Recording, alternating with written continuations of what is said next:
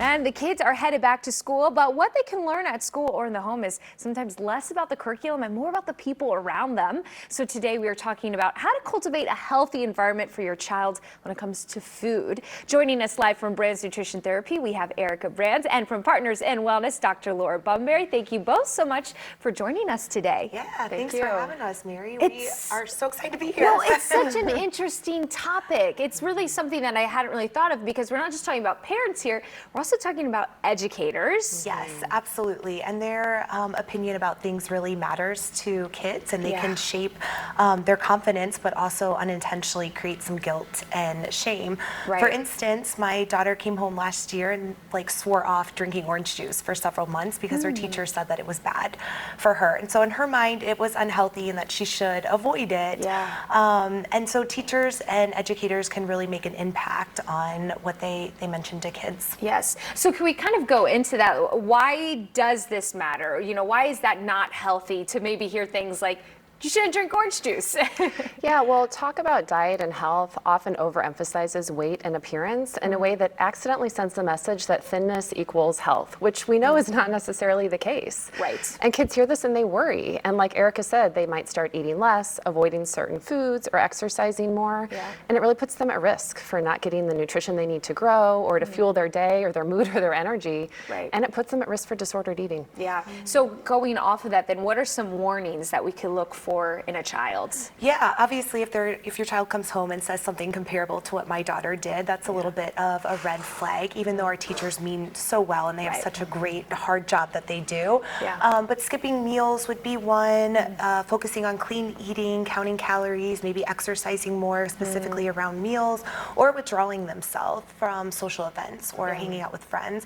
So even though they might have some of those symptoms, it also doesn't necessarily mean that they have disordered eating or an eating disorder. Yes. either. So of course you're saying this doesn't necessarily mean it could just be as simple as a conversation like, oh, like we don't need to worry. Orange juice does have its place. And so what then is the next step? If you see the signs, what should you take? Sure, so it's always important to start a conversation with your child, but also collect some information. So first, I would take my child to the pediatrician and ask about their growth and development. Yeah. Is there anything going off on their growth curve? But also run some experiments at home. If there are foods you've seen your child hesitate around or be nervous around, go ahead and serve them. I mean, order that pizza and kind of watch. What do they say, but also how do they act? The truth is most of the teens I treat for eating disorders eat normal dinners at home with their parents, but they struggle at other times during the day, like in the school cafeteria. So collecting information is really important. Yeah. And if you're still worried as a parent or your spidey sense is going off, you know that something's not right, it might be time to reach out to a registered dietitian or therapist that specializes in eating disorders to get some good guidance. Yeah.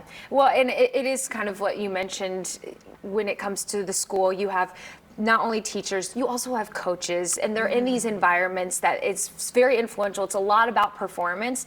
So can we just sort of, just to wrap it all up, just emphasize the importance of these roles? Yeah, really just focusing on their well-being and their energy versus like eating good versus bad food or weighing a certain amount in order to excel at their sport as well. Just being mindful that our words really matter and kids are always listening. They are always listening, and they're sponges. And you might say one thing and mean something else. Correct. Like, maybe you don't want to only drink orange juice. Right, yes. You know, you also need water, but it's just all about how one might interpret it. So Absolutely. You got it, Mary. yeah. Thank you both so much for joining us today. Now, I know you have an event coming up. It's September 15th. Yes. Yeah. September 15th. They're going to have an entire conversation with other specialists and experts in the field talking about this topic, how to raise kids in this current diet culture. So we're going to have all that information right there on your screen. And of course, you're going to be able to learn more at ksdk.com/showme. Thank you both so much for joining us today. Thank you for having us.